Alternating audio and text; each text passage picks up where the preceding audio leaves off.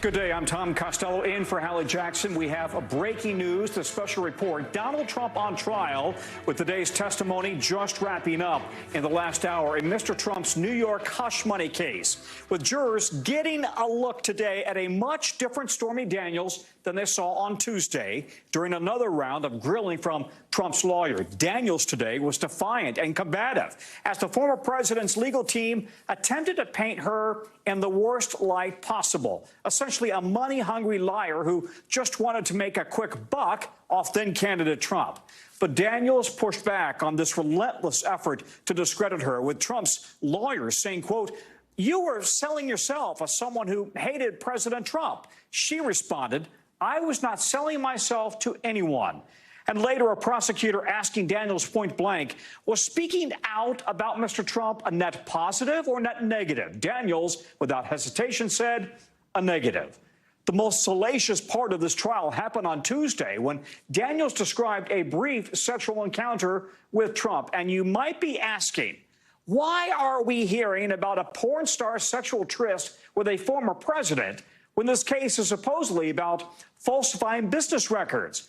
Because prosecutors say Trump carried out an illegal scheme to cover up payments made to Daniels, payments for her silence before the election.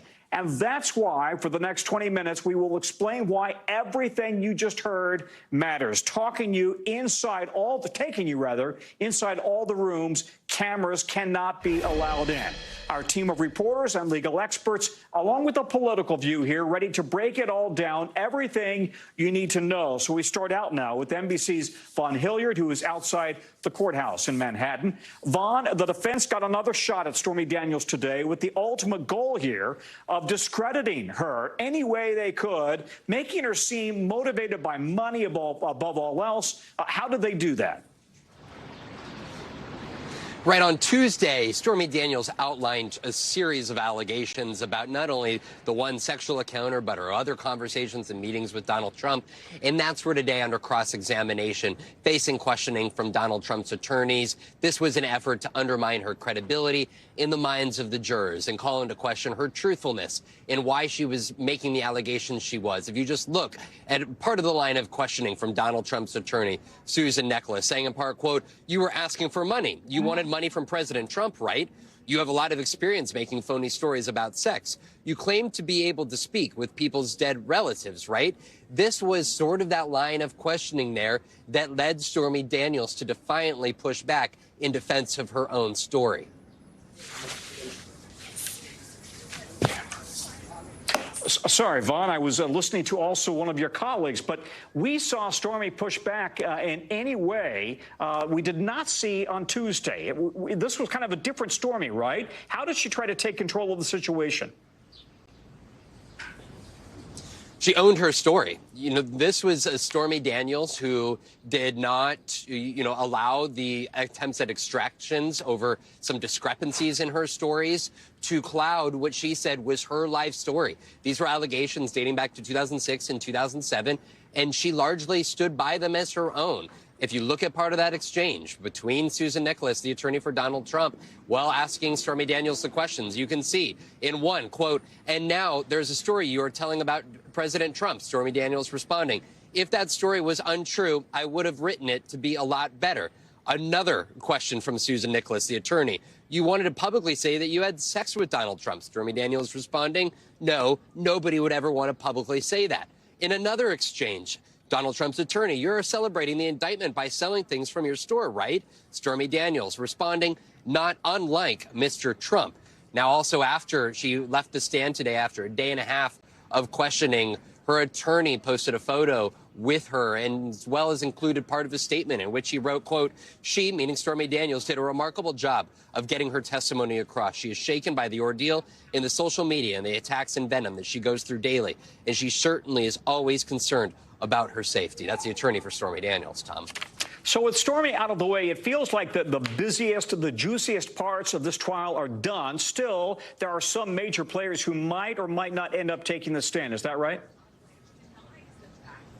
Right. Just before court ended for the day today, Madeleine Westerhout, who is an executive assistant for Donald Trump, sat right outside of the Oval Office upon him taking the White House in 2017. She was the one who was sort of the gatekeeper. She began testifying, and she testified today that, in fact, there was a meeting between Donald Trump and Michael Cohen and another meeting between Donald Trump and David Pecker in 2017 in the White House. She is still going to be facing questioning when she comes back tomorrow for her second day of testifying. But of course, the big outstanding witness is Michael Cohen himself, who worked as the personal lawyer to Donald Trump, the guy that ultimately executed that $130,000 payment to Stormy Daniels before the 2016 election. It could be a matter of days, Tom, until we see Michael Cohen take the stand. All eyes on him. Vaughn, thank you very much. Let's go now to our legal experts, NBC legal analyst Danny Savalos, Georgetown law professor Michelle Goodwin, and former Manhattan assistant DA Catherine Christian is with us as well. Danny, Mr. Trump's legal team right now arguing for a mistrial, a request that has really was denied after Daniels' testimony on Tuesday. Anything today that might make this judge decide differently? No, all these requests for a mistrial are almost certainly going to be denied. But the key is that they've now made a record on appeal. And you have to make that request early and often. You have to use it or lose it. That's the way appellate courts look at these kinds of things. And in a case where largely, from what I can see, the defense really hasn't objected all that much throughout the trial, this is one area they are making a record, and they are asking for a mistrial. And I've wondered aloud whether or not the prosecution really needed to call Stormy Daniels, or if they could have made their entire case without her. In my view, they made most of their case, if not all of it. Everything they needed from Stormy Daniels, they got from somewhere else. Certainly, they had star power with Stormy Daniels, and there was a flashy witness. But so far, arguably, the only request for a mistrial, and the only that I'm aware of, and the only major appealable issue has come as a result of Stormy Daniels' testimony. So this may be something that, even if the prosecution gets a win, was it worth the risk of putting Stormy Daniels on the stand? Okay, well, to that point, defense was trying to discredit her today and to paint her as being motivated by money and fame. Were they successful? Yeah, I mean, no one should be surprised that the defense tried to attack the credibility of a prosecution witness on cross-examination. The Supreme Court itself has said that the confrontation clause is satisfied by putting witnesses through the crucible of cross-examination. A crucible is a pot where you boil metal until it melts. The idea is cross-examination. I know, I looked it up. The thing is, cross-examination is not pleasant. And Stormy Daniels, however she fared, there are a couple different kinds of people who get cross-examined. Some people answer yes or no. Other people, like Stormy Daniels, fight back. They refuse to say yes or no, and that can go one of two ways, or both ways, really. It can throw off the cross-examiner. I think it did that a little bit. But it also, the jury can conclude, hey, this is somebody that doesn't want to answer the question. I don't know if the jury saw her that way, but that's always a possibility with a witness who refuses to say yes or no to leading questions. Okay, Michelle, we have some breaking news here. We're just learning the defense motion for mistrial is now denied. So what should we read into that? Well, we should read into that, one, that it's a possibility that there will be an appeal to this later based on the information that's already been shared, but that, two, there hasn't been enough in this trial thus far that would warrant a mistrial. I'd say something else is that we shouldn't be surprised by it. We can't be surprised that just simply because Stormy Daniels was brought forward to testify that that is the reason why the Trump team decided to put forward this effort for a mistrial. They would have done this anyway. This is no matter who was on the stand. No matter who was on the stand. Exactly. You know, Cohen's going to be on the stand, and at that point, they could have tried for a mistrial. But the fact that she provided such tawdry details, sexual positions and all the like, that would have seemed like if you were going to ask for mistrial based on that kind of testimony that could really damage your client, that would have been it. Well, certainly that would have been it. But yeah, let's remember on the other end that with this, the reason why this is not a misdemeanor offense and the reason why the prosecutors are prosecuting on felony charges is because there must be some other kind of crime that is in the process, or the allegation that there's another crime. And that crime is trying to cover up, conceal something. What could be so important to conceal? Well, in part, Stormy Daniels gives us this information from her testimony what was so important to conceal, and there's more than what we anticipated. Let's quickly go to Catherine. Catherine, many Americans and probably jurors see this as a porn star versus a president, right? As a witness, was she able to successfully push back on that narrative in your view? Well, the prosecution should hope that that's not how this jury views this case, because this case is about falsifying business records. So if the jury goes back and deliberates about whether or not Trump and Stormy had sex, that's a problem. They should be focusing on whether or not Michael Cohen went rogue, or did he, with Donald Trump's requesting, commanding, and direction, do those falsification of the business records, and do it with the intent to defraud, and do it with the intent to commit or conceal another crime. That's the case. It's not whether or not he had sex with a porn star. It's whether or not those reimbursements to Michael Cohen were falsified as legal expenses when they actually were to pay off this woman to keep her quiet before the election. So the porn star element to this and the sexual element is all a bit of a sideshow, Danny. And we did see a much more collected Stormy Daniels on the stand today. Instead of getting flustered or stressed, she replied to Trump's lawyers with, "I don't know, can you remind me?" or "Show me where I said that." Why was she so much stronger today? Did prosecutors really help coach her after Tuesday's appearance? That I don't know. I assume they got a hold of her and had some thoughts about her first day on the stand. But I don't know that Stormy Daniels did all that well on the stand today. One of the things that I keep coming back to is the fact that sometimes you get a witness who gets on the stand and they are just not going to give a cross-examining attorney an inch. And since the cross-examining attorney is mostly asking leading questions, which are usually yes or no answer questions, the way the witness fights back is by not answering yes or no. I'll give you an example. I understand there was a question to the effect of, after you wrote a book, you went on the Make America Horny Again tour, didn't you? Now, the answer to that is either yes, I went on that tour, or no, I didn't. Her answer was something to the effect of, I didn't want it to be called that. I fought against it being called that. I didn't agree with that. That's not the answer to the question. Now, once in a while, fine. But if the entire day was answers like that to questions, again, a couple things happen. Yes, it does throw off the attorney. I will admit, it throws me off when a witness is not answering the questions the way I want them to. But that's the way cross-examination goes. But on the other hand, the jury may, and I say may because I don't know, they may start perceiving this as a witness who has something to hide. That's why I'm not saying you have to answer yes or no to everything that a questioning attorney asks. But if you refuse to do it for long enough, the jury might draw a negative inference. Okay, Catherine, we're also learning now that Catherine McDougal, the other woman who allegedly received hush money to keep quiet about a relationship with Mr. Trump, that she will not be called to testify. What do you think that might have gone into the DA's decision on that? If Stormy Daniels' testimony was not needed, as Danny said, Ms. McDougal's definitely wasn't. And if Stormy Daniels' testimony was too prejudicial, having another witness talking about sex with Donald Trump would be highly prejudicial. So the DA's decision was very wise. They don't need Ms. McDougal. It's already come out that she was paid $150,000 by EMI.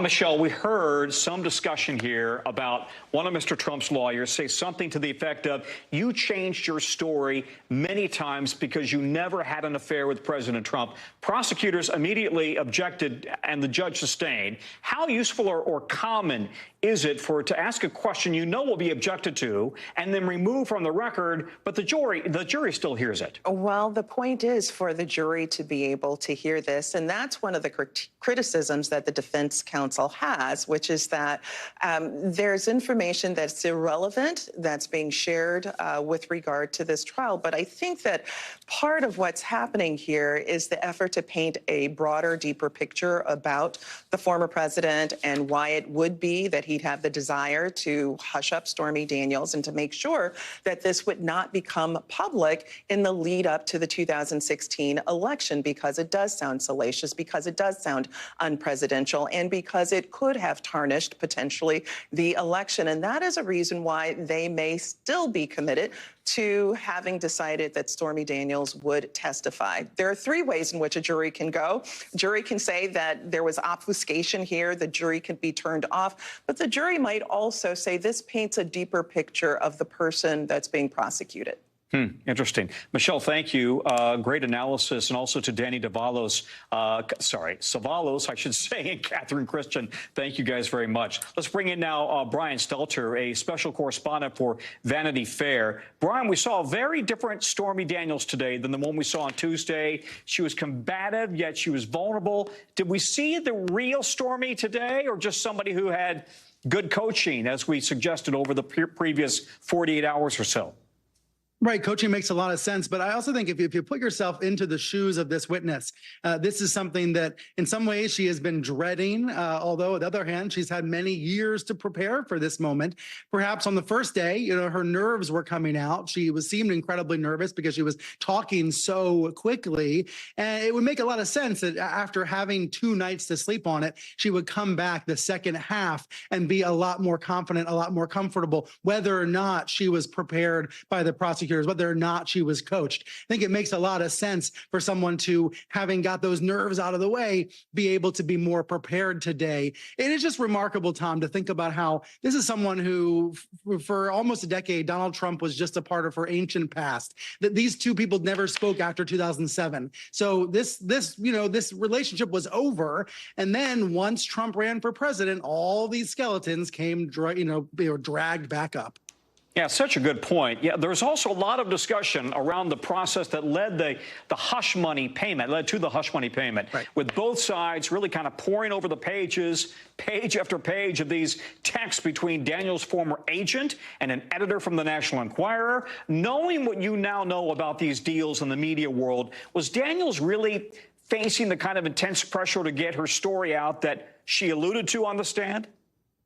I think that is accurate to say. That is fair to say. She was feeling this intense pressure because this was all happening within that pressure cooker of a presidential campaign. You can never really know what that feels like until you're in the final weeks of a presidential campaign, especially in the wake of the Access Hollywood tape. And that goes to my point about how this was history for her. She writes in her book. I did my homework this week, Tom. I reread her book, her memoir, Full Disclosure. She talks about this being something she wanted to forget about. She didn't want to remember the, quote, bad sex she had with Donald Trump. But because Trump is denying the relationship ever happened, that's why she was compelled to testify, right? There is a world in which if he had said this relationship did exist, the sex did happen, she might have never been compelled to testify. She might not have been up there at all. So I think as a result, we've reached the emotional climax of this trial. And, now that we know Karen McDougal will not be testifying, the sex is going to recede into the background, and it's really going to be about the business records, right?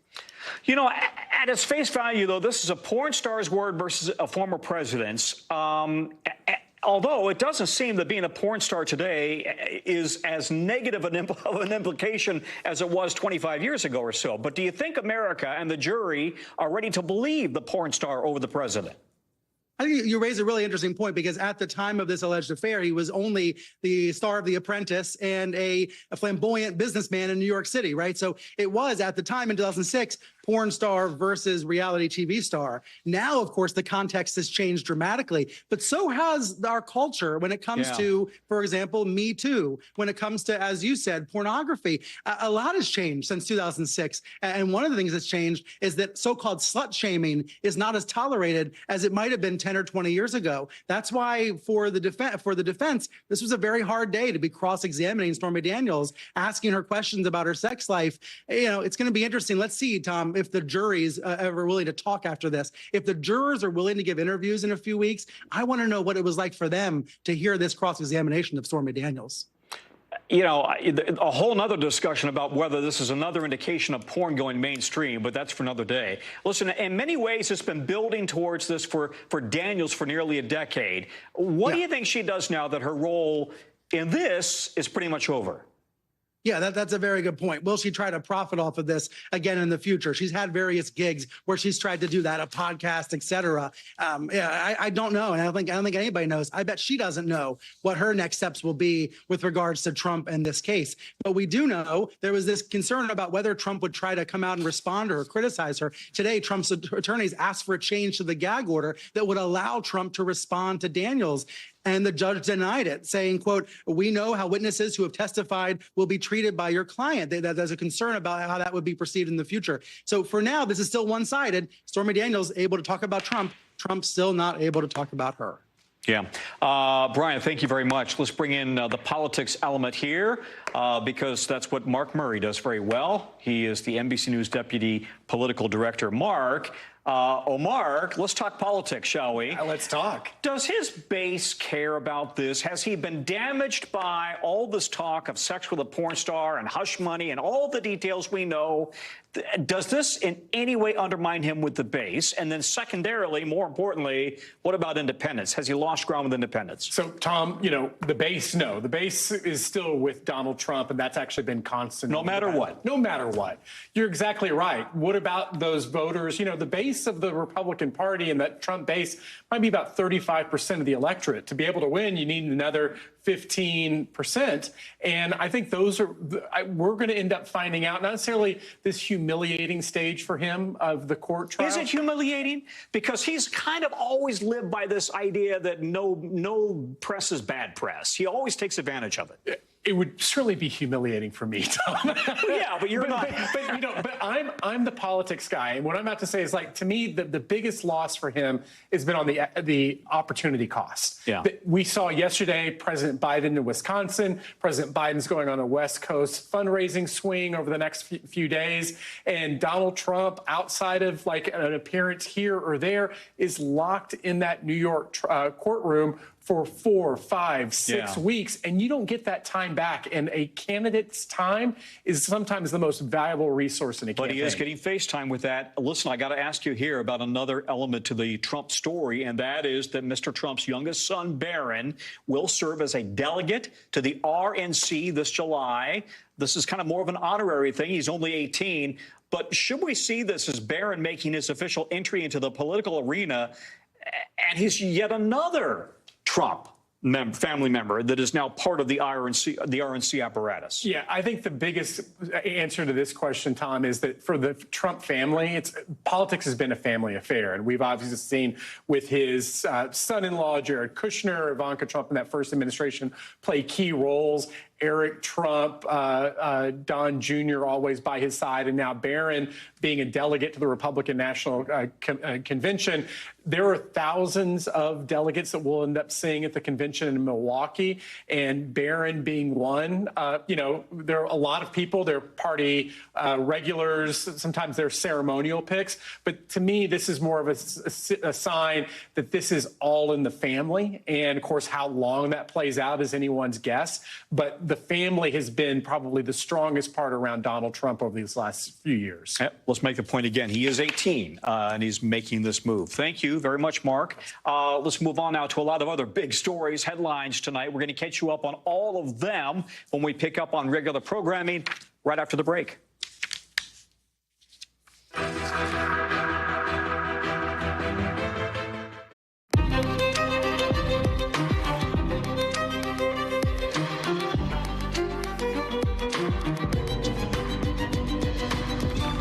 Here we go, busy day. You're tuning into the right place at the right time. We are coming on the air with a big portion of the country in the path of more destructive and deadly storms. Thousands don't have power. Others don't even have homes anymore.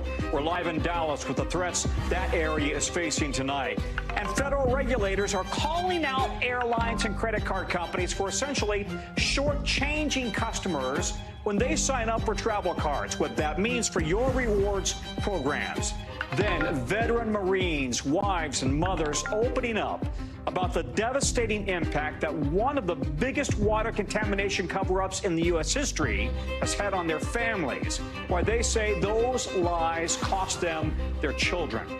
Plus, a blossoming industry where kelp is the main course, how it's making jobs and helping the climate. That's in tonight's original. That's a cool story. Top of the hour, good day. I'm Tom Costello, in for Hallie Jackson. We begin with the unrelenting, severe, and deadly storms that are absolutely battering a huge portion of the country. A stunning 32 million people are right now in a severe risk zone. That stretches from Texas to Georgia all the way up to Maryland. Tonight, they're facing threats of damaging, destructive winds, big hail, and flash floods. In Tennessee, the death toll continues to rise. At least 3 people are confirmed dead after the latest round of severe storms wreaked havoc on that state overnight. Tens of thousands of people across several states are still without power in a historic week of unrelenting extreme weather that is not letting up. All of it as we are just now hearing reports of a massive search and rescue effort for at least 3 skiers missing in the middle of an avalanche outside of Park City, Utah. We've got team coverage on all of it. NBC meteorologist Bill Cairns is standing by, but we begin with NBC's Priscilla Thompson, who's on the ground in Dallas. Priscilla, walk us through what you're hearing right now and what's the threat where people are. I understand you're facing hail and up to 60-mile-per-hour winds. Yeah, Tom. So it's been a beautiful day in Dallas so far, sunny skies, but we are beginning to see the clouds rolling in as we're anticipating these severe thunderstorms into the night and into the evening. While there is a possibility of tornadoes, and this is one of the areas that is under a tornado watch until around 9 o'clock local time tonight, the biggest threats, as you mentioned, are going to be those high winds and the possibility of hail. And it's not just Texas that is dealing with this. As you noted, it is stretching up into Georgia, Maryland. So we're watching cities like Atlanta, D.C., Charlotte to see what exactly is going to happen tonight. And it comes after overnight we saw those tornadoes really devastate parts of Tennessee where there were just homes that were completely destroyed, trees lined up that had just been completely broken like matchsticks by the power of those tornadoes. And this is a pattern that we're seeing. Earlier this week, we saw it in southeast Texas and Houston with severe rain and flooding. And just to give you a sense, there have been more than 400 reports of storms just yesterday alone. And we know that for the past 5 days consecutively, there have been more than 100 reports of tornado warnings. And so that gives you a sense of this pattern of weather that we're seeing. But the good news is that heading in tomorrow, it does look like the risk is going to diminish significantly, with only around 4 million people at risk of severe weather heading into the weekend. Tom? Okay, Priscilla, thank you very much. We go now to meteorologist Bill Cairns. Bill, it's not just about where the threat is right now. It's also about where it's going over the next few hours, right? Yeah, Tom, I'm concerned more with the middle of the night than I actually am with what's happening right now. So let's explain the areas of concern. So we're watching here the Dallas area where Priscilla was located, and she mentioned the clear skies, and you can see why. Everything's pretty calm. So we have these tornado watch. So at least for the next couple hours, there's a chance of an isolated tornado. That's from the Dallas area southwards with one of these supercells that we have out here. So far, no reports of them. To the north of that, these are all severe thunderstorm watches. The winds in the atmosphere aren't spinning as much today, so we do not expect as many tornadoes. But these could be huge hail-producing storms, as much as tennis, maybe baseball-sized hail is possible. And that's what these storms that just went through Sherman up here, just south of the Red River and just north of Interstate 30. We think that Dallas, we think maybe around 6 p.m. or so is when these storms will get closest to you. You see Fort Worth here, and you can see this big storm and the severe thunderstorm warning by Granbury, some hail with that one. But as we go through the night, these storms will go from Texas. They're going to go into a line of storms that is capable of producing straight-line winds up to 60 to 80 miles per hour. And that's this whole hatched area here, right through the middle of the night, all the way into Georgia by early tomorrow morning. So here's how we think this extreme wind event at least could possibly set up. So there's 6 p.m. There's Dallas with those storms. Then we quickly take this line. It's going to race probably at like faster than the cars are driving on the highways.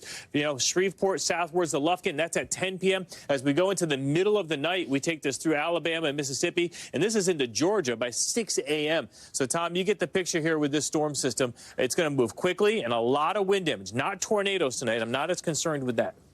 Okay, well, what more do we know about the avalanche out west, out near Park City, I understand?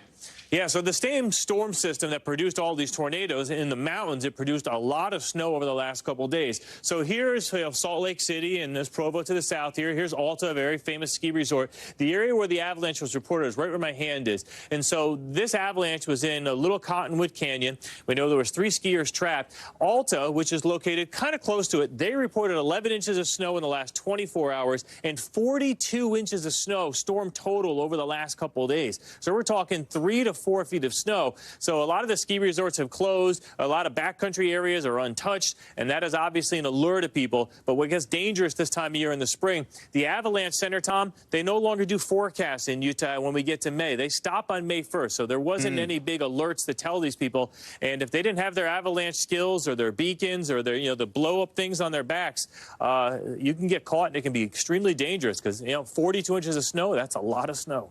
Yeah, but for skiers, that's awfully attractive. It's alluring, isn't it? Yes. Bill, thank you very much, Bill Cairns. Let's get you over now to the 5 things our team thinks you should know about tonight. Number 1, Harvey Weinstein's going to stay in a New York jail for now after saying no to California's extradition request at a quick court hearing today. Basically, New York prosecutors want to retry him after his rape conviction was overturned last month. But California officials want him sent there to serve his prison sentence for rape. Now, California has to hand over a warrant signed by the governor before Weinstein will go back to court in August. Number 2, a new report from the gun safety group Everytown says the rate of guns getting stolen from cars in the United States has gone up dramatically, tripling over the last decade. More than half of stolen guns in the U.S. come from cars. On average, a gun is stolen from a car every 9 minutes. That underscores the importance of securely storing weapons.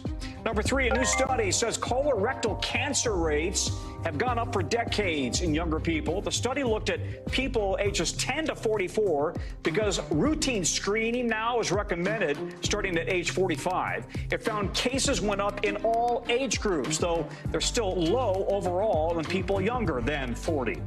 Number 4, Elon Musk's company Neuralink says there is a problem with its first human brain implant. Weeks after that implant was planted into somebody's brain, some of its connective threads actually retracted from the brain. It's not clear how or why, or if there are any safety concerns. Number 5, TikTok is going to start automatically labeling AI-generated content that's uploaded from other platforms. It's all part of an effort to fight misinformation. It'll use this digital watermark technology to do it. It comes after competitor Meta said it'll label AI-generated content on Facebook and Instagram. When we come back, more airlines and credit card companies are accused of doing a bait and switch on customers. What you need to know before you sign up for another rewards program. Stay tuned for that. And a convenience store left in pieces, literally, after thieves used a car to rip out an ATM machine. We'll show you where it happened and why and how after the break.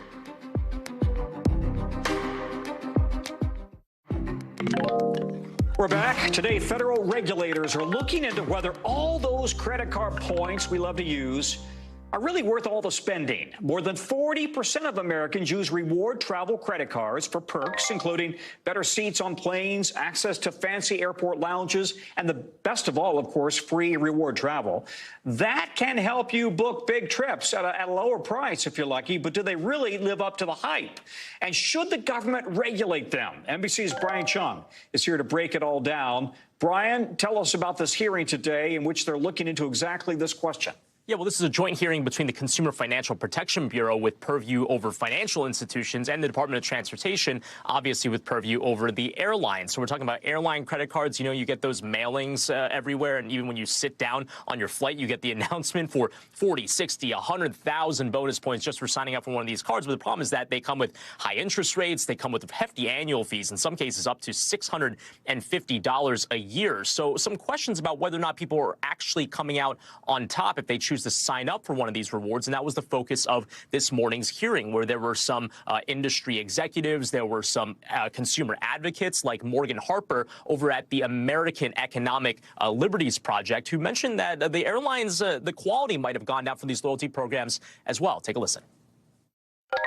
Delta made it harder to attain status levels. United removed redemption schedules from their website. American now limits reward accruals to flights booked on their website or preferred travel agents. By some estimates, the price of rewards now outpaces inflation by as much as 7%.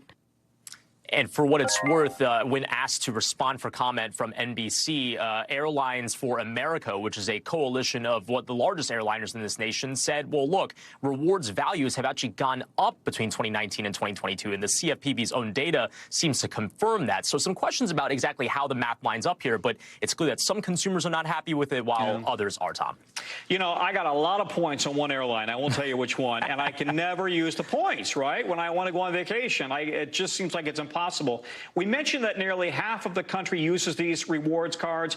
In your view, what's the bottom line? Are they worth it? Yeah, well, I mean, it all depends on what your situation is. But broadly speaking, when valuing whether or not these credit cards would be good for you, make sure that you're actually getting the best sign-up bonus, because, again, the mailing might have one offer and then the TV offer might have a different amount of bonus points for sign-up. Secondly, make sure that you're aware of what that annual fee is and maybe set a budget for how much you're willing to pay on an annual basis for all of these benefits, which can include some non-monetary things as well, like, for example, priority check-in and other types of things. And then lastly, try to use the airline credit card for the airline that you fly the most. Tom, I don't want to guess what airline you have, but I bet you do have a lot of points. I've got a few. Brian, thanks, buddy. Appreciate it. Brian Chung. All right, what's happening where you are today? NBC covers hundreds of stories each day, and it's nearly impossible to read, watch, or listen to everything. So our bureau teams have a few highlights. This is what's going down in their regions, and we call this segment The Local. Out of our D.C. bureau, a school board in Shenandoah County, Virginia. It's about 100 miles south of us here in D.C. It's voting today on whether to reinstate Confederate names to two of their schools. If the vote passes, it will be the first community in the country to do that, undoing a 2020 decision that got rid of school buildings named after Robert E. Lee, Stonewall Jackson, Turner Ashby, and others, military leaders from pro-slavery states during the Civil War. Also from our D.C. bureau, robbers in Maryland used a car to rip off the door to a convenience store. You can see it here. They latched the car to the gate, backed it up to pry off the door before grabbing the store's ATM, and then they went speeding off. Police are still investigating. In our Western Bureau, a fire destroyed over a dozen RVs last night at a dealership in California. Police arrived at the scene after receiving a call about a potential burglary and found several RVs in flames. Thankfully, no injuries. Fire investigators are looking into security video to see what actually happened. Pressure is growing on the Miss USA organization tonight, with Miss Teen USA stepping down, saying her values no longer align with the organization's. Only days after Miss USA resigned over mental health concerns. All this puts a new spotlight on the pageant biz and the pressure that those pageants can put on contestants. Many former contestants are now calling for more transparency, demanding the pageant release the former Miss USA, Noella Voigt, from her non-disclosure agreement. Voigt stepped down suddenly with fewer than 6 months to go on her reign. The pageant's first runner-up, Miss Hawaii, is now taking the crown. NBC's Maura Barrett is joining us now. She's been on the story. Maura, walk us through what are we hearing now from the contestants and the organizations? Well, Tom, there's a lot of speculation about what's really going on behind the scenes at this organization. A lot has happened this week, so if you'll bear with me to recap. Today's Thursday. Over the weekend, social media director resigned, Claudia Michelle, posting on Instagram about workplace toxicity, bullying, and she said that she was concerned about the title holders' mental health, Miss USA and Miss Teen USA. On Monday, that's when Miss USA, Noella Voigt, resigned, citing her mental health. And people on social media noticed in her resignation statement, the first letter of every sentence was capitalized, and it spelled out the sentence, I am silenced. And so there was concern swirling around that. Then fast forward to Wednesday, that's when Miss Teen USA, Uma Sofia Stravastava, posted, my personal values no longer fully align with the direction of the organization. She resigned at that point as well. Now, we did get some details from the social media director saying that she had written, she had observed disrespect to Stravastava's to herself and her family, and the social media director had written, I feel the way current management speaks about their title holders is unprofessional and inappropriate. And so the CEO of the organization wrote in a statement to NBC News, I take these allegations seriously. The well-being of all individuals associated with Miss USA is my top priority. Now, as all this has been unfolding, in the meantime, Miss Hawaii, who was the first runner-up in the Miss USA pageant, stepped up and is now taking over the role of Miss USA for the next 6 months. But even so, she wrote in her acceptance statement that she didn't make the decision decision lightly. She said that I stand with Noelia and admire her strength to step down and prioritize her mental health. And so it's a lot of developments in the space just in the last week, but a lot of questions still swirling about the details behind these resignations, Tom. Mara, we really don't know what happened, right? We don't know what caused these women to resign, but they're not allowed to speak because they had non-disclosure agreements, NDAs? Right. These NDAs are really holding these title holders to be silent for now. But we have seen that 39 of their fellow contestants from 2023 have posted on Instagram calling for transparency, asking the organization to release them from their NDAs. And so that was interesting to see that support from across the board. Again, the social media manager did not have an NDA, so that's why she said that she was able to speak a little bit more freely. But it's important to note the context of all of this. Back in 2022, a former Miss USA contestant died by suicide, and in the same year, contestants were calling out the organization for, quote, rigging the whole event about who won. And so this is just coming in a series of tough years for the organization, and a lot of calls for more transparency and a safer environment for these contestants in a very highly contested situation. Tom? Yeah, these are still young ladies. Mara, thank you very much. Mara Barrett for us. Still to come, mothers sharing their stories for the first time with NBC News, how they say one of the country's biggest water contamination cases and cover-ups led to the deaths of so many babies. This is an important investigation. We're coming back.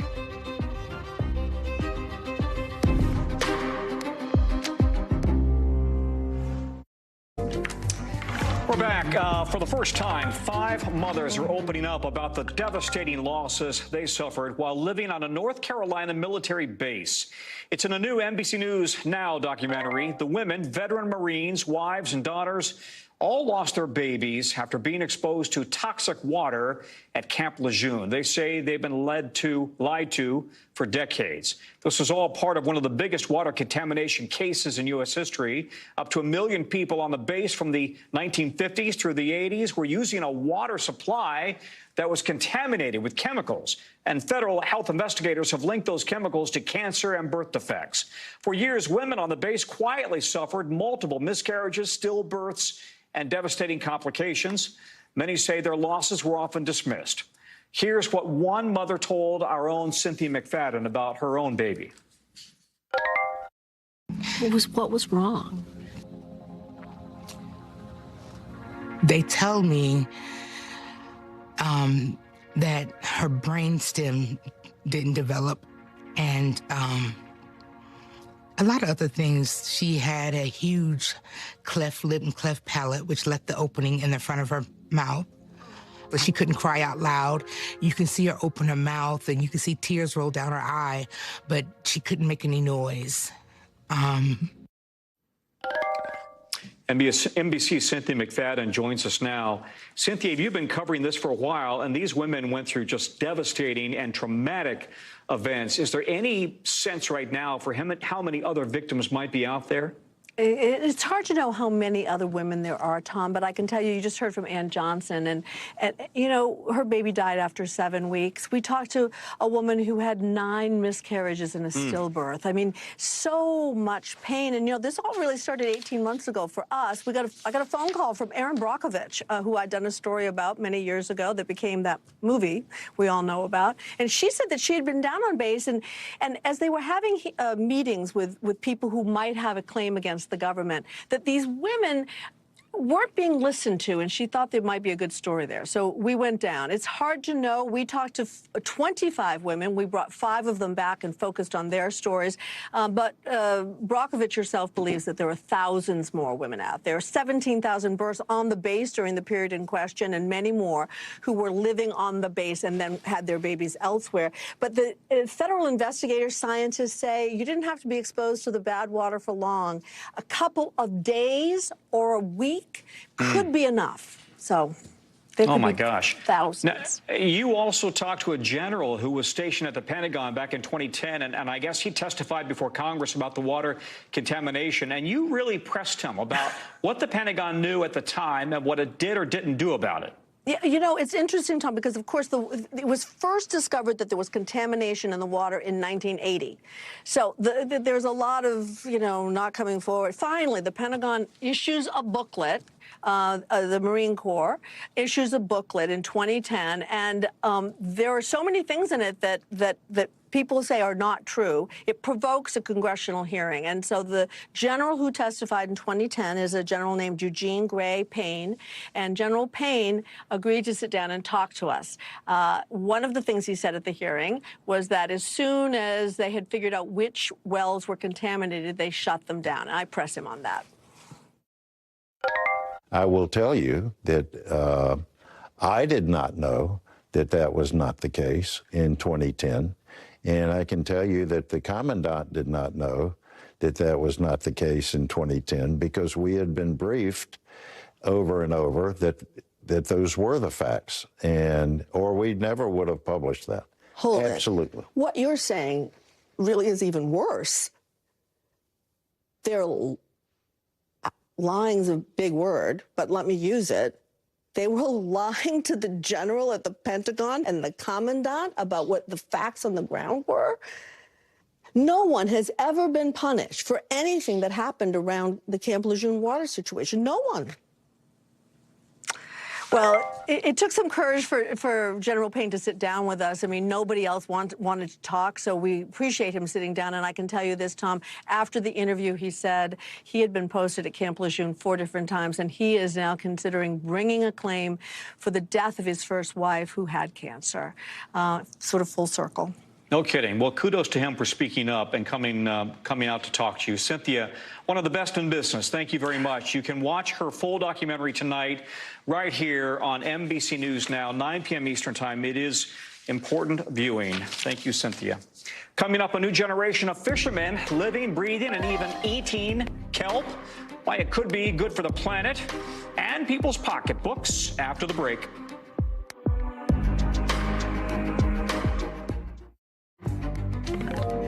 Okay, to tonight's original now. In-depth reporting on a topic that caught our eye. There's a new industry growing off the coast of Maine, kelp farming, something that started as a way for some fishermen to pay their bills, especially during the off-season.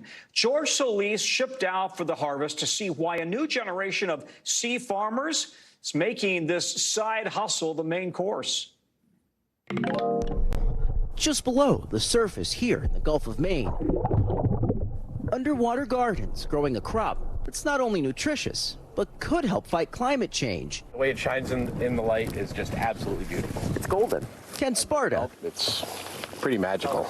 Is a man who lives, breathes, and literally eats kelp. Which has like that delicious crunch. In 2018, he joined a growing number of Maine fishermen and lobstermen, now also farming kelp each winter. They can go out and grow 100,000 pounds of this stuff, and it's, you know, helps pay for that large boat that they have to have for lobstering. Maine's cold, pristine waters are the ideal environment for the cash crop, which doesn't need irrigation, pesticides, or fertilizers. It's an incredibly clean process. Clean enough to eat straight out of the water. Bon appetit. Bon appetit. And it's actually helping to clean up the water it grows in. Kelp is one of the things that is a tool to restoring the ocean, and it has tons and tons of benefits to our ocean environment. Jacqueline Robidoux is a seaweed specialist with Maine Sea Grant at the University of Maine. She says elements like nitrogen, phosphorus, and carbon have been building up in our waterways because of runoff from farms, where they contribute to ocean warming and acidification. But kelp absorbs those chemicals from the water as it grows, helping the environment around it. And that matters. Last year, Maine had the lowest lobster catch in over a decade. Experts say it's partly because of climate change. Sparta says kelp isn't just good for the planet, it's good for people's pockets too. We have folks here in Maine that are working on making bioplastics out of it. It's definitely being used in the cosmetics industry. It can also be processed into animal feed and organic fertilizer. But some people in Maine seem most excited about its place on the dinner plate. We visited during Seaweed Week, when restaurants celebrate Maine's kelp harvest with themed food and drinks. It's really kind of blossoming and booming, and everybody's trying to get involved and put some kelp in their diner. At Ken Sparta's Freeport Oyster Bar, it's Seaweed Week every week. The staff is given carte blanche to create with kelp. Next course. Kelp burger. got ranch on there, which is a kelpie ranch, seaweed salad, lo mein noodle salad. We made some kelp dust and made kimchi with that. This is another part of the kelp, which I pickled. And then this right here is the triple threat kelp chili. You would never know there's no meat in theirs. Add in a few drinks to wash it down. This one here is the Old Man in the Sea, and it's based on kelp-infused mezcal. And you can see why people here are a bit kelp crazy. Oh, yeah. Maine is the kelp capital of America, followed closely by Alaska. And other states are getting on board, making seaweed farming the fastest growing aquaculture sector in the country. But the U.S. makes up about 0.01% of global seaweed production. We are a very small fish in a globally very big pond. And understanding lessons learned from around the world is really key as we think about what our future is. To Ken Sparta and his crew, that future is bright, golden, and glistening. It's environmentally positive. It's nutritionally amazing for us to eat. And it's such a good food. Yeah, we're all talking about it here, George, in studio. So you mentioned this whole kelp movement is growing. Could we see more kelp farms pop up across the country? And let's just be clear, it's not in danger of being overfarmed, right? Hey, Tom, yeah, that footage of me eating, there's so much more on the cutting room floor. We could have done that for a long time. But wild kelp harvesting, obviously there might be a little bit of concern there. But when you talk about that farming industry, no real concern. In fact, farmers like Ken Sparta say more kelp. Keep this in mind. Over the last decade, some experts say Maine's industry has exploded by this much. They had 0 farms. Now they have some 40 or so. And check out this fun fact. In New York State, WNBA star Sue Wicks became the first commercial farmer of seaweed there. And some experts say she is projected to harvest some 50,000 pounds of kelp in her first year, really signaling that expansive growth, not just in Maine, but elsewhere, too. In other words, Tom, bon appetit. Yeah. Does it taste like chicken? You might be able to pair it with some chicken, but I got to tell you, it is actually so flavorful and palatable. You'd be surprised. It's really something you got to try sometime outside of just maybe seaweed or, out of nori and sushi that we're a lot familiar with. Yeah, some of those dishes that we tried, absolutely delectable. All right. I'm going to try it next time I see it. Thanks, buddy. Really appreciate it. Thank you, George Solis.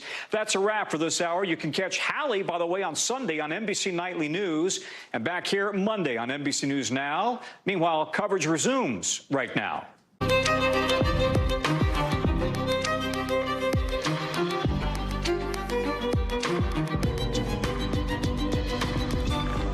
Top of the hour on a Thursday, we come on the air with a big portion of the country in the path of more destructive, deadly storms.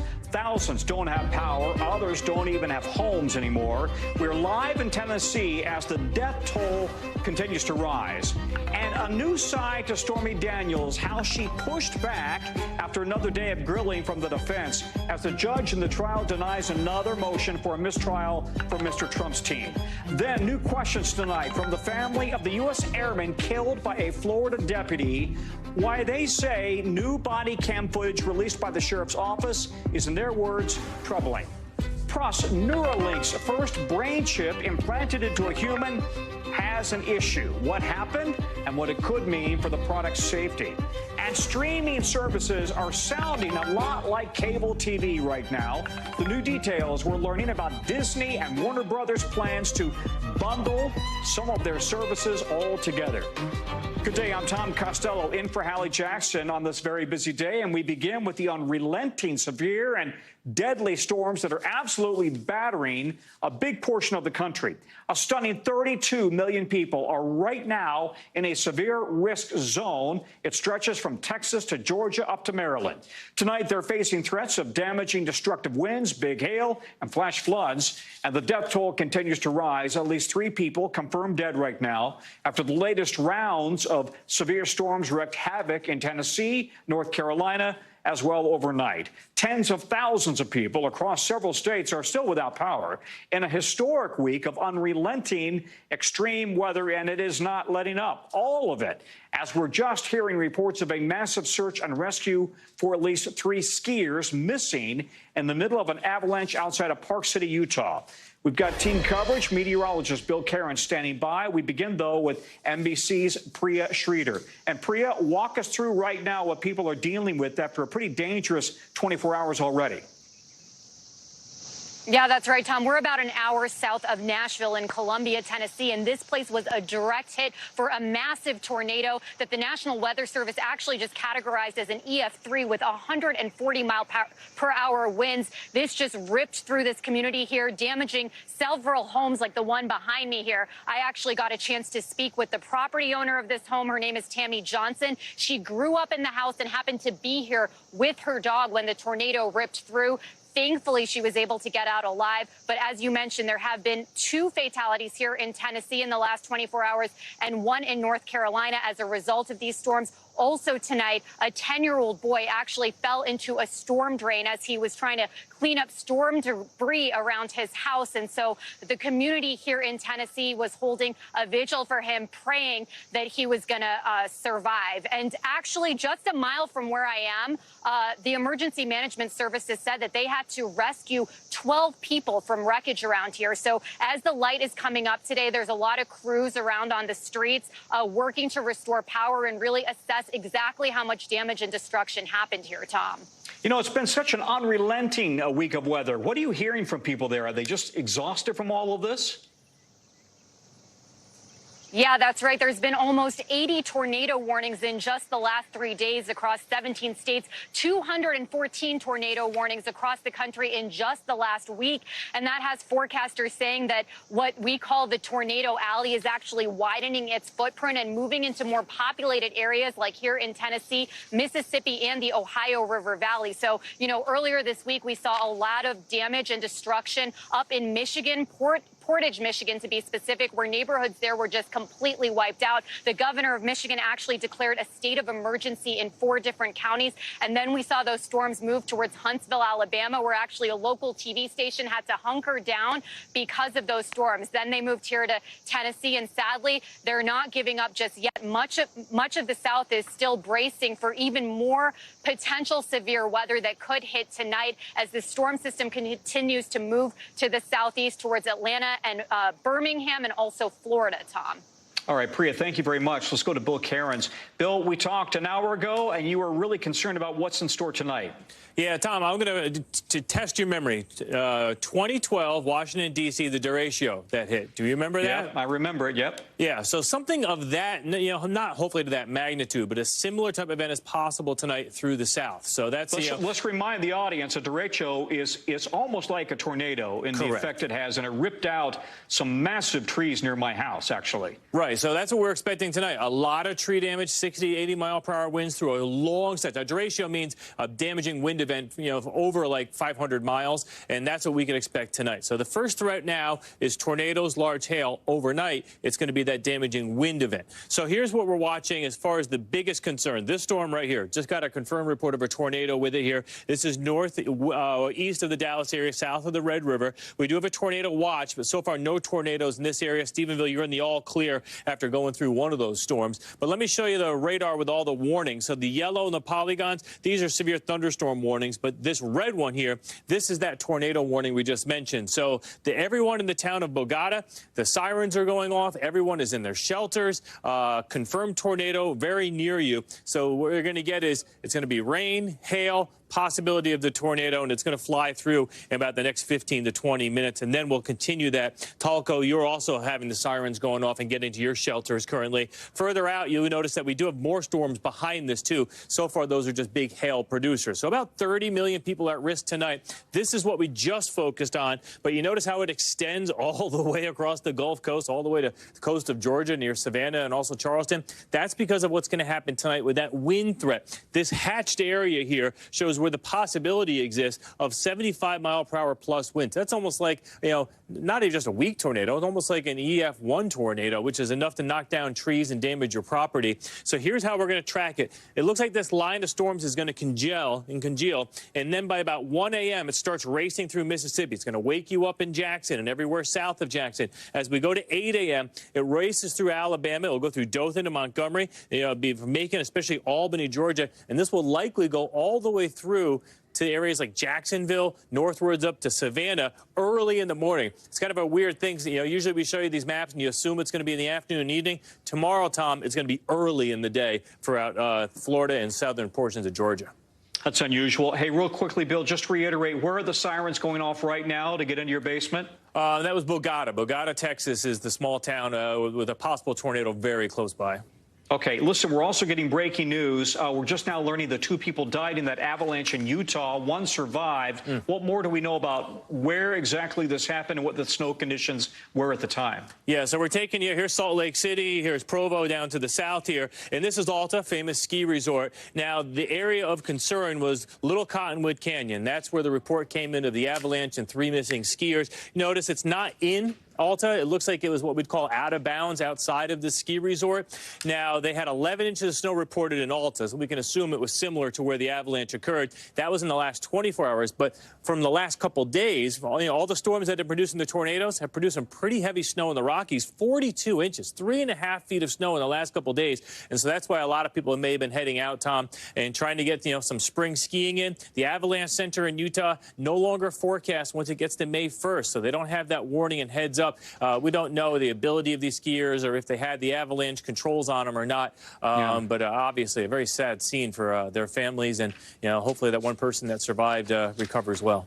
Yeah, Bill, thank you very much. Bill Caron's watching the weather for us. All right, now to New York City, where court day 14 just wrapped up in the last hour. Mr. Trump's New York hush money case, with jurors getting a look today at a much different Stormy Daniels than they did on Tuesday during another round of grilling from Trump's lawyer. Daniels today was defiant and combative as the former president's legal team attempted to paint her in the worst light possible, a money-hungry liar who just wanted to make a quick buck off then candidate Trump. But Daniels pushed back on the relentless effort to discredit her, with Mr. Trump's lawyer saying, quote, "You were selling yourself as somebody who hated Mr. Trump." She responded, "I was not selling myself to anyone."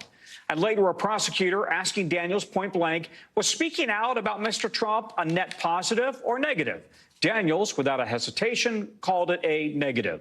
The most salacious part of this trial, of course, happened on Tuesday when Daniels described a brief sexual encounter with Trump. And you might be asking, why are we hearing about a porn star's sexual tryst with a former president when this case is supposedly about falsifying business records? Because, say prosecutors, the Trump carried out an illegal scheme to cover up payments made to Daniels. In other words, payments for her silence before the election. We've got team coverage on this. NBC's Yasmin Vasugian is standing by outside the courthouse. We begin, though, with NBC's Von Hilliard, who's also outside the courthouse, and legal analyst Danny Savalos as well is with us. The defense needed to make Stormy Daniels seem unreliable, it seems to me, as reliable as possible if they want to win this case. How do they go about doing that? And I'm not sure if we're going to Vaughn or Yasmin here. Yasmin, we go to you. Yeah, I'll pick that up if I can, Tom. So essentially, they tried to chip away at the credibility of Stormy Daniels. They brought her on the stand, obviously, for cross-examination. That's where we started today. And it was a real moment for Susan Necheles to kind of go after Stormy and her motivation here, right? Speaking to kind of the question that you asked coming to us, which was, why is it they need to talk about that night back in 2006 in which Stormy Daniels and Donald Trump allegedly had sex? And Judge Juan Merchan, who just heard the motion for a mistrial, said essentially, well, your client, Donald Trump, has repeatedly denied that they even had sex, that they had this sexual encounter, hence the reason why they had to get into the details of that evening back in 2006 when they met at this celebrity golf tournament. So Susan Necheles kind of went at the cross-examination and trying to poke holes in Stormy Daniels' story, not only in poking holes in her story, but poking holes in who she was and what she actually stands for and what her motivation is in going after Donald Trump. Is this just about money, essentially, she asked? Is it about advancing your career? This is something that you do, poking holes in the story that she told, comparing it to interviews that she gave back in 2011 to In Touch magazine, 2018 to Vogue, and the interview that she gave in 60 Minutes with Anderson Cooper in 2018 as well. Here's part of some of the exchange that Susan Necheles had with Stormy Daniels, in which she said, you were asking for money. You wanted money from President Trump, right? And Susan Necheles goes on to say, you have a lot of experience making phony stories about sex. She also said, you claim to be able to speak with people's dead relatives, right? She wanted the jury to question Stormy Daniels, her motivation, her intentions, who she is, what she stands for, and why she is here, Tom. So, as for Daniels, she needed to try to push back on the attacks coming from Mr. Trump's legal team. How did what she said today, how did what we saw today compare to Tuesday when her testimony really got kind of negative reviews from at least our legal analysts? Well, I think she was more prepared today. She seemed more relaxed. Was she coached? She had a green dress on, a black. She wasn't coached because you cannot coach a witness when they're on the stand. Yeah, so she was confident going in other words. She was prepared for. Yeah. She was prepared for her testimony, in other words, going in to the testimony. But whether or not she was actually coached between Tuesday and today, I mean, you're not supposed to do that. You're not supposed to reach out to your witness throughout testimony. And Danny can speak more to that as to whether or not something like that would have happened. But she seemed more confident today, more relaxed. Her hair was down. She had a green dress on, a black sweater. And she seemed to push back a lot on what Susan Necheles had to come at her with. And I say that because oftentimes when she would ask her about testimony that she gave, or I should say interviews that she gave to some of these media outlets, like I mentioned, In Touch Magazine and Vogue and Anderson Cooper, she would then say, well, show me the evidence. Show me what you are talking about. And even when Susan Necheles kind of tried to paint her as a former adult film star, and these were the things that she should have expected, this is the way in which she operates, Stormy Daniels would also push back. And I'll read for you quickly some of those exchanges in which she said, you wanted to publicly say that you had sex with Donald Trump. Stormy Daniels said, no, nobody would ever want to publicly say that. Necheles said, and now there is a story you are telling about President Trump. And Stormy Daniels says, if that story was untrue, I would have written it a lot better. She was much more prepared, much more succinct, was not chided by the judge either when she was on that witness stand, Tom. And it sounds like she wasn't going to be shamed either. Interesting how her persona seems to have become more confident. Her persona was more confident. Her body was turned towards the jury, I was told, whereas her head was turned more towards Susan Necheles during that cross-examination. She was confident, it seemed, in who she was. And in a way, she seemed to be more like a whistleblower than anything else, right? Defending herself on that stand and really kind of humanizing herself in a cross-examination. She was a major witness, but we cannot forget, Tom, the star witnesses of this case, which are the documents. And it is the minor witnesses that are not necessarily the folks that we talk a lot about, the ones that were involved in bringing the checks to Donald Trump, like Madeleine Westerhout, who also testified today, who are the ones that could, by the way, keyword here, seal the deal for the prosecution. Yasmin, great work as always. Thank you for being down there for us. Danny, let's come to you right now. Trump's defense team needed to discredit Daniels today, and Daniels needed to come off as credible. Yasmin thinks she came off as a heck of a lot more credible. Who came out on top today? Hard to say. I mean, the net benefit could be good for the prosecution in that Stormy Daniels painted Donald Trump in a bad light. In terms of evidence, Stormy Daniels really didn't have that much to do with the prosecution's case in chief, which is transactions and helping the campaign. Anything they got from Stormy Daniels, I submit they got already from other witnesses. So Stormy Daniels represented a risk, and maybe an unnecessary risk. When you talk about cross-examination, you know, one of two things could be true, or both, really. I mean, sometimes a witness like Stormy Daniels who refuses to give an inch to a cross-examiner. You have witnesses like that. If you contrast her with Madeleine Westerhout, who came up afterwards, her answers were yes or no. Stormy never gave really a yes or no answer. She did a few times. So the jury might either see that as too combative and therefore not credible, or they might think that she pretty much dunked all over defense counsel when she tried to cross-examine her. Yeah, and listen, we've also learned in the last hour that the judge in this case has again denied Trump's team's request for a mistrial, second time in 2 trial days already. Is this coming to become kind of a daily occurrence now? No, it's unique to Stormy Daniels because of Stormy Daniels' testimony that was objectionable, and that if there's any major issue potentially for appeal, that's the big one I see now, which is why Stormy Daniels may have been an unnecessary risk. You're not going to get the same request for a mistrial with a Madeleine Westerhout who talked about how checks were signed in the White House. Perfectly fair game to talk about Donald Trump's procedures in signing checks when Westerhout brought them to him, and then her FedExing them back or whatever she did with them. So until you get to probably a Michael Cohen, you might not see another request for a mistrial based on improper testimony. Hey, listen, also, Florida Senator Rick Scott was with Mr. Trump in court today, and he actually kind of took on Trump's unusual, or rather usual, role of airing grievances in the hallway outside the courtroom. But he said things that Trump probably could not based on the gag order, right? Let's take a listen. The judge's daughter is a political operative and raises money for Democrats. You've got the lead prosecutor's wife is a significant donor to Democrats, and I think to Biden. So this is just a bunch of Democrats saying, we want to make sure that Donald Trump can't talk. So the gag order says Trump cannot direct others to make violating statements. Is this going to be perceived as going right up to the edge, again, the edge of the gag order, and tempting the judge? Well, the question is whether Trump directed the senator to say that. And if the prosecution wants to make an issue of it, they might ask for yet another gag order hearing. And then the judge will be in an interesting evidentiary situation. How do you have a hearing to get evidence about what may have been said to the senator that may have induced him to go out and speak? Because the obvious answer that the senator can give is, I just did that of my own accord. And if that's what it is, then no gag order violation. But it does seem like a close call. Yeah, it does. Danny, thank you very much. Other news now, President Biden is drawing a new red line on Israel, saying the U.S. will cut off its weapons supply to the Israeli military if it goes ahead with the ground assault in Rafah it's been threatening for months. Israeli Prime Minister Benjamin Netanyahu already firing back, fuming over the threat from his longtime ally, with other leaders also making clear Israel will go ahead with its military campaign.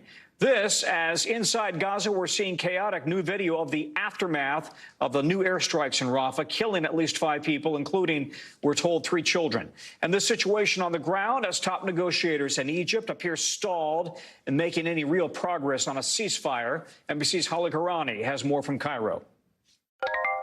Ceasefire talks have ended in Cairo, this latest round not producing an agreement between the warring parties. Hamas has returned to Doha, Qatar, the Israeli delegation back to Israel. And the CIA director, Bill Burns, a veteran diplomat who was overseeing and going on several diplomatic missions across the region, overseeing these talks, has gone back to the United States. Some of the major sticking points are on the release schedule. We understand of the hostages, with Hamas proposing the release in phase 1 of 33 hostages, dead or alive, but Israel insisting that they should all be alive. But more broadly speaking, Hamas wants an end to the war. It wants a withdrawal of the Israeli military, and the Israeli government has not been willing to commit to that. We are also getting reaction from the Israeli Prime Minister to the U.S. President Joe Biden's statements that the U.S. will potentially continue to withhold offensive weaponry from Israel if they go ahead with a Rafah offensive in the southern part of the Gaza Strip. We're hearing from the Prime Minister Netanyahu, who has said we are determined and we are united to defeat our enemy with or without, essentially, he said, the help of the United States. And this is all happening against the backdrop of a deteriorating humanitarian situation inside of Gaza. Tens of thousands of people fleeing what they fear will be a big military onslaught in Rafah, many of them with nowhere to go. Hallie in Cairo for us. Today, federal regulators are looking into whether all those credit card points that we all love to use are really worth all the spending. More than 40% of Americans use reward travel credit cards for perks, including better seats on planes, access to fancy airport lounges, best of all, free reward travel. That can help you book big trips at a lower price. But do they really live up to the hype? And should the government regulate them? NBC's Brian Chung joins us now. Brian, tell us about this hearing today in which they're looking into exactly this question. Yeah, well, this is a joint hearing between the Consumer Financial Protection Bureau with purview over financial institutions and the Department of Transportation, obviously with purview over the airlines. So we're talking about airline credit cards. You know, you get those mailings everywhere, and even when you sit down on your flight, you get the announcement for 40, 60, 100,000 bonus points just for signing up for one of these cards. But the problem is that they come with high interest rates. They come with hefty annual fees, in some cases up to $650 a year. So some questions about whether or not people are actually coming out on top if they choose to sign up for one of these rewards. And that was the focus of this morning's hearing, where there were some industry executives, there were some consumer advocates like Morgan Harper over at the American Economic Liberties Project, who mentioned that the airlines, the quality might have gone down for these loyalty programs as well. Take a listen. Delta made it harder to attain status levels. United removed redemption schedules from their website. American now limits reward accruals to flights booked on their website or preferred travel agents. By some estimates, the price of rewards now outpaces inflation by as much as 7%. And for what it's worth, when asked to respond for comment from NBC, Airlines for America, which is a coalition of what the largest airliners in this nation, said, well, look, rewards values have actually gone up between 2019 and 2022, and the CFPB's own data seems to confirm that. So some questions about exactly how the math lines up here, but it's clear that some consumers are not happy with it while others are, Tom. You know, I got a lot of points on one airline. I won't tell you which one, and I can never use the points, right, when I want to go on vacation. It just seems like it's impossible. We mentioned that nearly half of the country uses these rewards cards. In your view, what's the bottom line? Are they worth it? Yeah, well, I mean, it all depends on what your situation is. But broadly speaking, when valuing whether or not these credit cards would be good for you, make sure that you're actually getting the best sign-up bonus, because, again, the mailing might have one offer and then the TV offer might have a different amount of bonus points for sign-up. Secondly, make sure that you're aware of what that annual fee is and maybe set a budget for how much you're willing to pay on an annual basis for all of these benefits, which can include some non-monetary things as well, like, for example, priority check-in and other types of things. And then lastly, try to use the airline credit card for the airline that you fly the most. Tom, I don't want to guess what airline you have, but I bet you do have a lot of points. I've got a few. Brian, thanks, buddy. Appreciate it. Brian Chung. Still to come from us, a 24-hour strike is paralyzing Argentina, while workers are directing their fight right at the new president. And from singing baby to having his own, Justin and Hallie Bieber are expecting a baby Bieb. The announcement they're sharing on social media coming up next.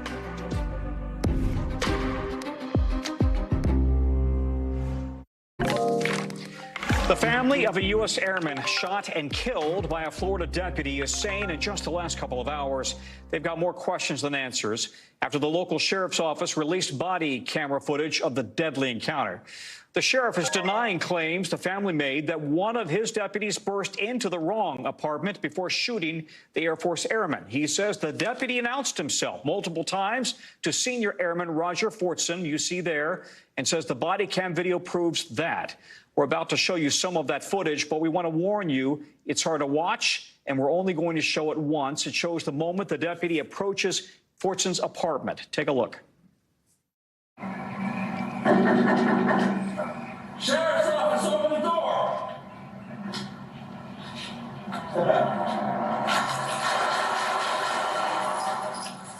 Drop the gun! Drop the gun! Drop the gun! NBC's Guad Venegas joins me now. Guad, talk about the troubling new questions the family says are coming up now after we see this video, and how does this square with what the sheriff's office said?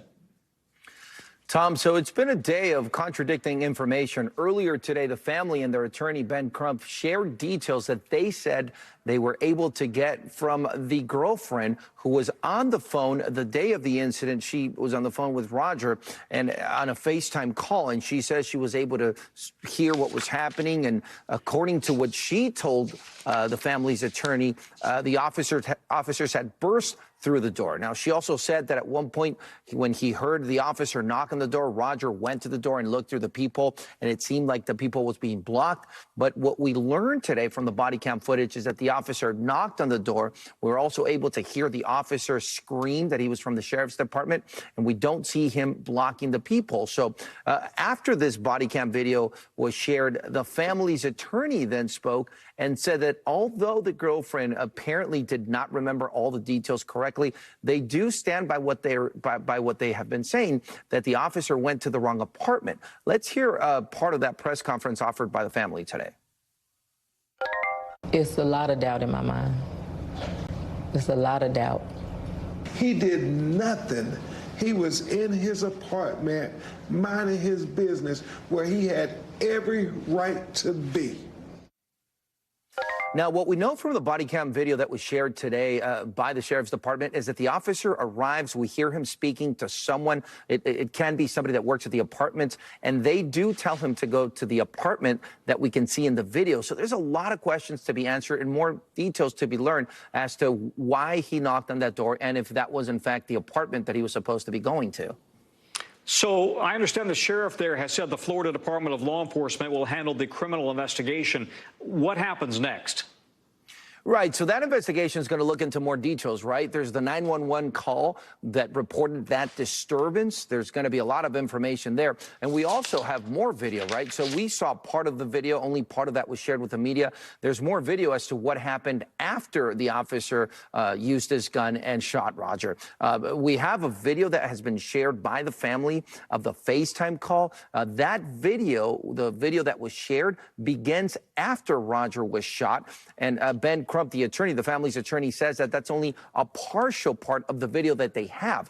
So we've only seen parts of both the body cam video and the FaceTime call video, and there's more details to be learned. And again, there's that 911 call that reported the disturbance. So a lot of questions to be answered as to why that was reported, why the officer came to the door, and also what happened after the officer shot Roger, right?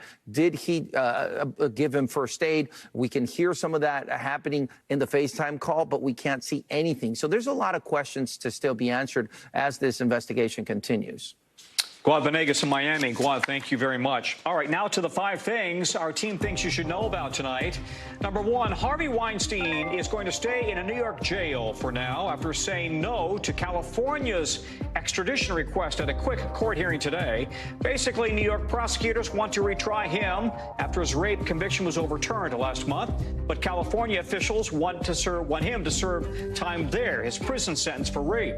Now California has to hand over a warrant signed by the governor before Weinstein heads back to court in August.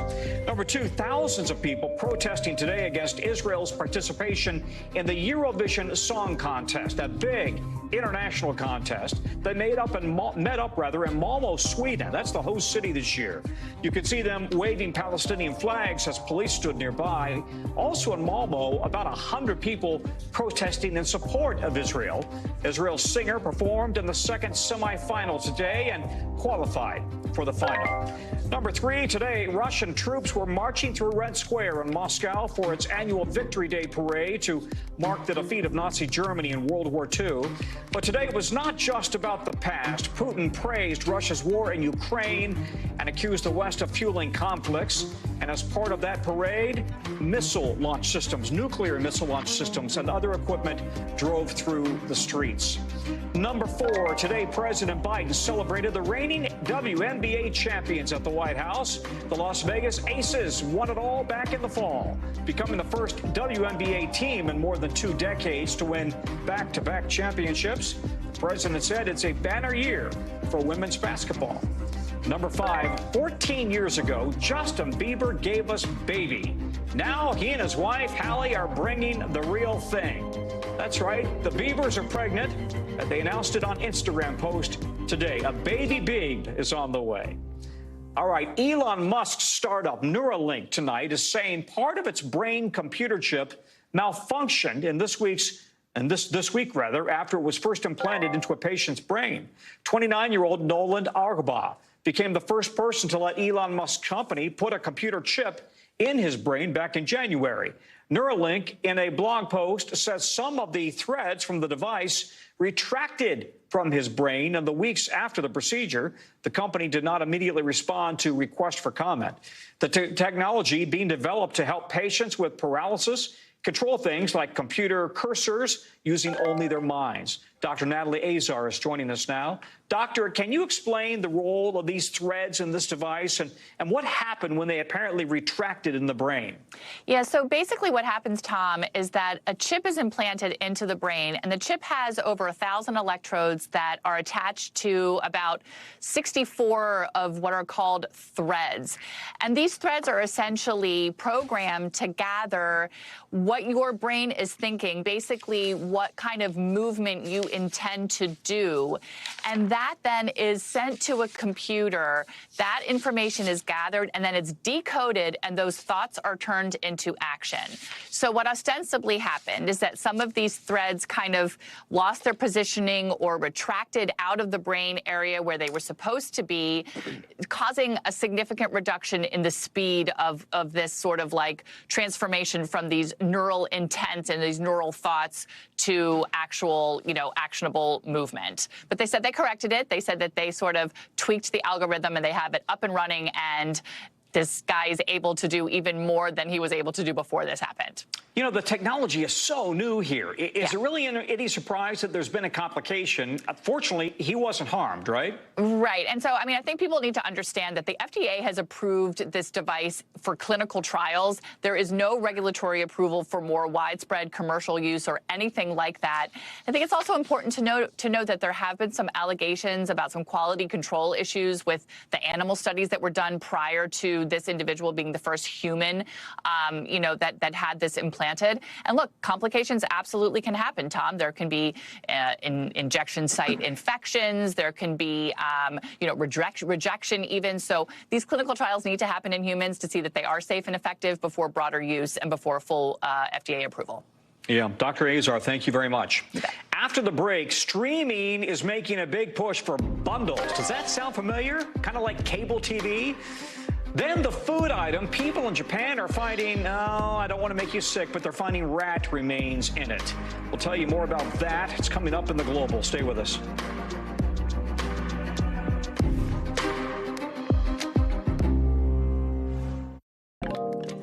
You know, NBC covers hundreds of international stories each day. It's awfully tough to keep track of all of them, so our bureau teams around the world have done it for you and for me.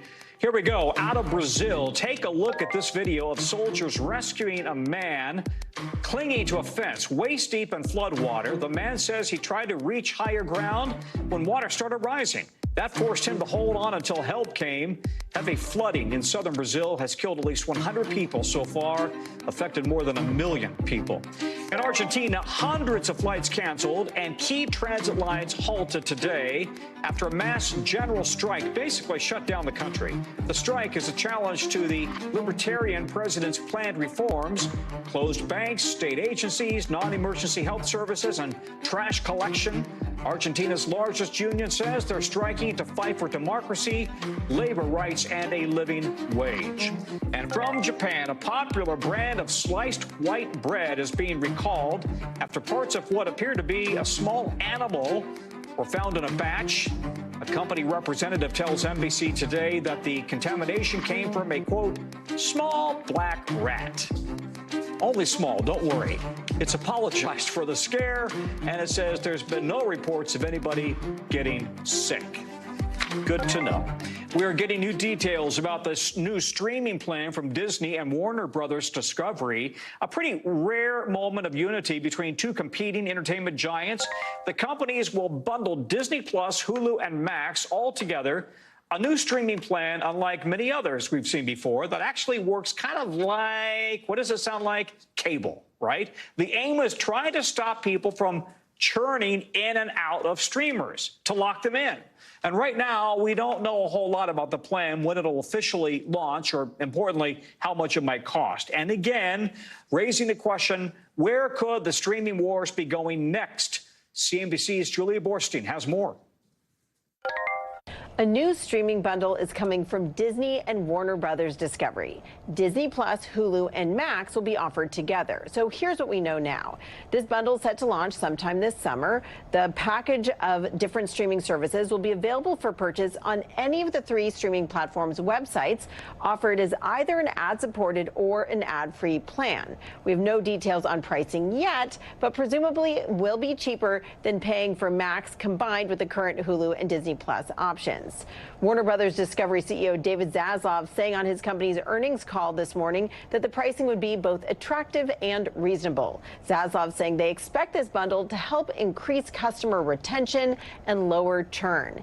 Disney Entertainment's president of direct-to-consumer Joe Early saying this partnership, quote, puts subscribers first, giving them access to blockbuster films, originals, and 3 massive libraries featuring the very best brands in entertainment and streaming today.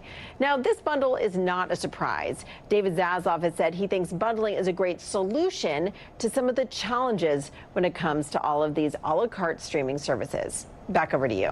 Okay, Julia, thank you very much.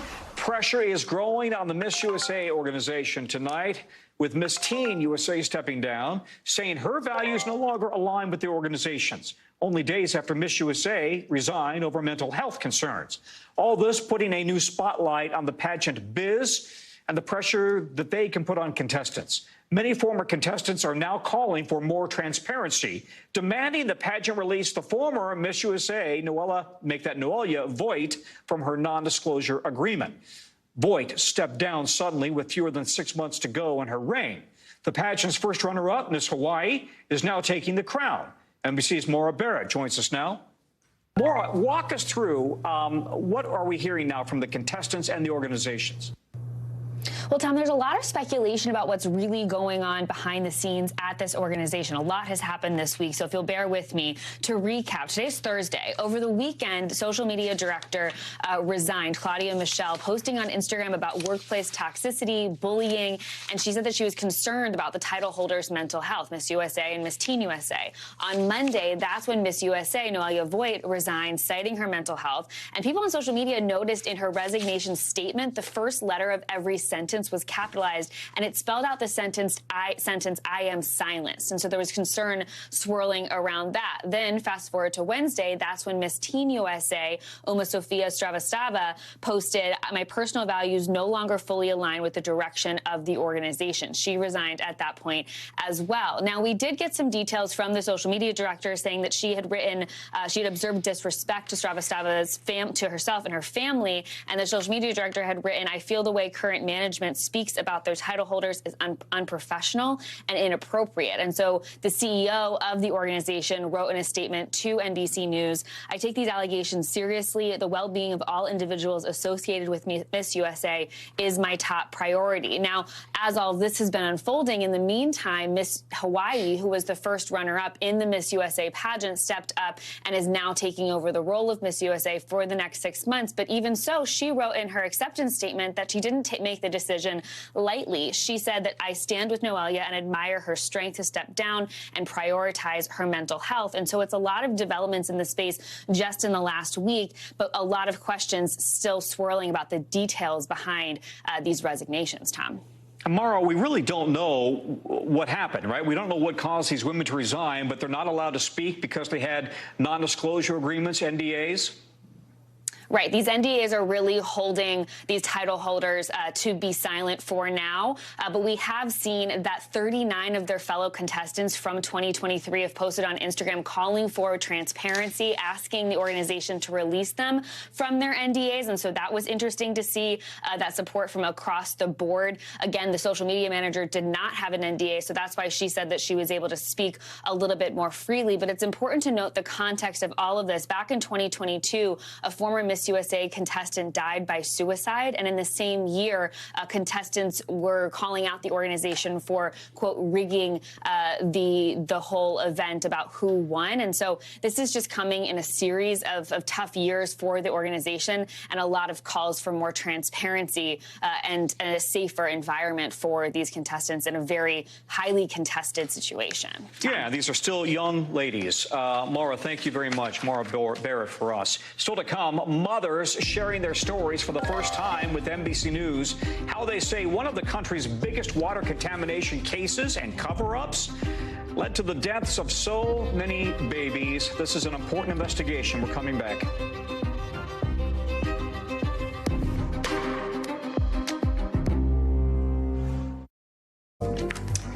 We're back. For the first time, 5 mothers are opening up about the devastating losses they suffered while living on a North Carolina military base. It's in a new NBC News Now documentary. The women, veteran Marines, wives and daughters, all lost their babies after being exposed to toxic water at Camp Lejeune. They say they've been lied to for decades. This is all part of one of the biggest water contamination cases in U.S. history. Up to 1 million people on the base from the 1950s through the 80s were using a water supply that was contaminated with chemicals. And federal health investigators have linked those chemicals to cancer and birth defects. For years, women on the base quietly suffered multiple miscarriages, stillbirths, and devastating complications. Many say their losses were often dismissed. Here's what one mother told our own Cynthia McFadden about her own baby. What was wrong?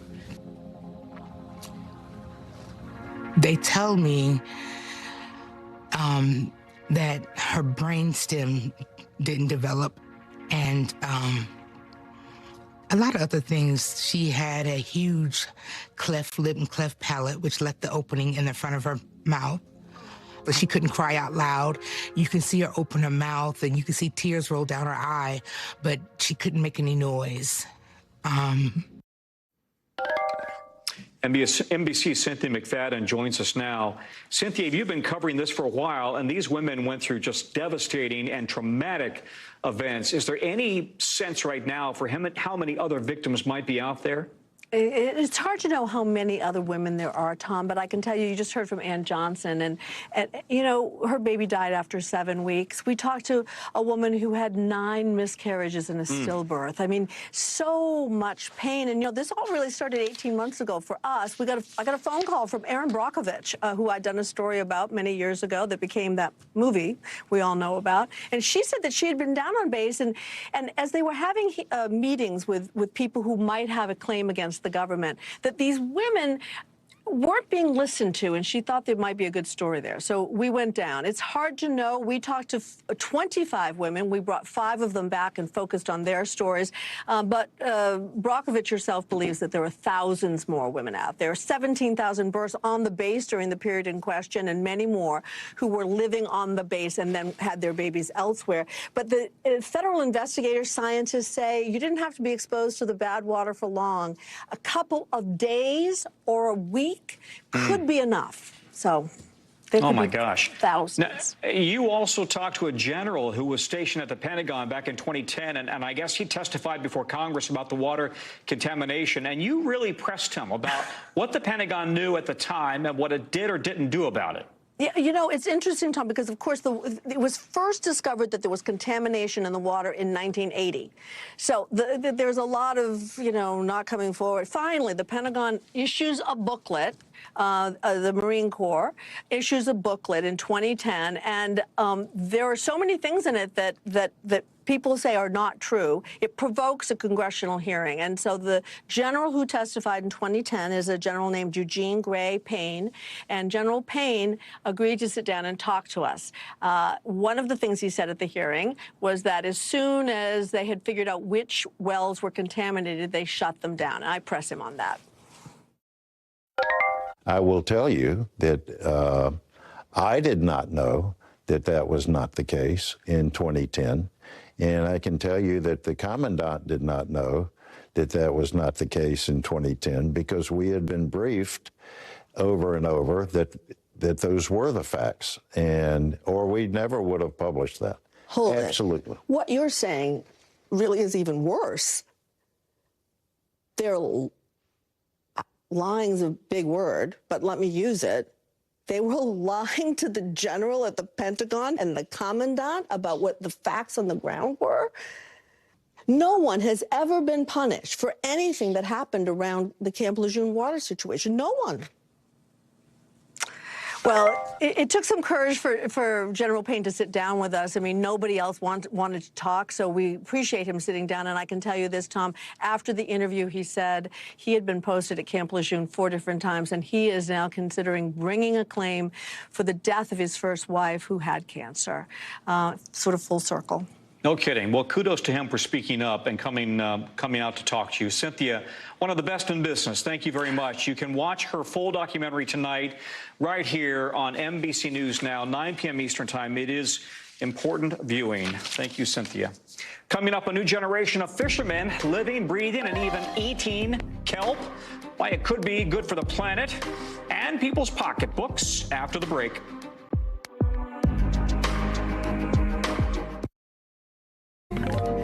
Okay, to tonight's original now. In-depth reporting on a topic that caught our eye. There's a new industry growing off the coast of Maine, kelp farming, something that started as a way for some fishermen to pay their bills, especially during the off-season. George Solis shipped out for the harvest to see why a new generation of sea farmers is making this side hustle the main course. Just below the surface here in the Gulf of Maine, underwater gardens growing a crop that's not only nutritious, but could help fight climate change. The way it shines in the light is just absolutely beautiful. It's golden. Ken Sparta. It's pretty magical. Is a man who lives, breathes, and literally eats kelp. Which has like that delicious crunch. In 2018, he joined a growing number of Maine fishermen and lobstermen, now also farming kelp each winter. They can go out and grow 100,000 pounds of this stuff, and it's, you know, it helps pay for that large boat that they have to have for lobstering. Maine's cold, pristine waters are the ideal environment for the cash crop, which doesn't need irrigation, pesticides, or fertilizers. It's an incredibly clean process. Clean enough to eat straight out of the water. Bon appetit. Bon appetit. And it's actually helping to clean up the water it grows in. Kelp is one of the things that is a tool to restoring the ocean, and it has tons and tons of benefits to our ocean environment. Jacqueline Robidoux is a seaweed specialist with Maine Sea Grant at the University of Maine. She says elements like nitrogen, phosphorus, and carbon have been building up in our waterways because of runoff from farms, where they contribute to ocean warming and acidification. But kelp absorbs those chemicals from the water as it grows, helping the environment around it. And that matters. Last year, Maine had the lowest lobster catch in over a decade. Experts say it's partly because of climate change. Sparta says kelp isn't just good for the planet, it's good for people's pockets too. We have folks here in Maine that are working on making bioplastics out of it. It's definitely being used in the cosmetics industry. It can also be processed into animal feed and organic fertilizer. But some people in Maine seem most excited about its place on the dinner plate. We visited during Seaweed Week, when restaurants celebrate Maine's kelp harvest with themed food and drinks. It's really kind of blossoming and booming, and everybody's trying to get involved and put some kelp in their diner. At Ken Sparta's Freeport Oyster Bar, it's Seaweed Week every week. The staff is given carte blanche to create with kelp. Next course. Kelp burger, got ranch on there, which is a kelpie ranch, seaweed salad, lo mein noodle salad. We made some kelp dust and made kimchi with that. This is another part of the kelp, which I pickled. And then this right here is the triple threat kelp chili. You would never know there's no meat in there. Add in a few drinks to wash it down. This one here is the Old Man in the Sea, and it's based on kelp-infused mezcal. And you can see why people here are a bit kelp crazy. Oh, yeah. Maine is the kelp capital of America, followed closely by Alaska. And other states are getting on board, making seaweed farming the fastest growing aquaculture sector in the country. But the U.S. makes up about 0.01% of global seaweed production. We are a very small fish in a globally very big pond. And understanding lessons learned from around the world is really key as we think about what our future is. To Ken Sparta and his crew, that future is bright, golden, and glistening. It's environmentally positive, it's nutritionally amazing for us to eat, and it's such a good food. Yeah, we're all talking about it here, George, in studio. So you mentioned this whole kelp movement is growing. Could we see more kelp farms pop up across the country? And let's just be clear, it's not in danger of being over-farmed, right? Hey, Tom, yeah, that footage of me eating, there's so much more on the cutting room floor. We could have done that for a long time. But wild kelp harvesting, obviously there might be a little bit of concern there. But when you talk about that farming industry, no real concern. In fact, farmers like Ken Sparta say more kelp. Keep this in mind. Over the last decade, some experts say Maine's industry has exploded by this much. They had 0 farms. Now they have some 40 or so. And check out this fun fact. In New York State, WNBA star Sue Wicks became the first commercial farmer of seaweed there, and some experts say she is projected to harvest some 50,000 pounds of kelp in her first year, really signaling that expansive growth, not just in Maine, but elsewhere too. In other words, Tom, bon appetit. Yeah, does it taste like chicken? You might be able to pair it with some chicken, but I got to tell you, it is actually so flavorful and palatable. You'd be surprised. It's really something you got to try sometime outside of just maybe seaweed or, excuse me, out of nori and sushi that we're a lot familiar with. Yeah, some of those dishes that we tried, absolutely delectable. All right, I'm going to try it next time I see it. Thanks, buddy. Really appreciate it. Thank you, George Solis. That's a wrap for this hour. You can catch Hallie, by the way, on Sunday on NBC Nightly News and back here Monday on NBC News Now. Meanwhile, coverage resumes right now. Thanks for watching. Stay updated about breaking news and top stories on the NBC News app or follow us on social media.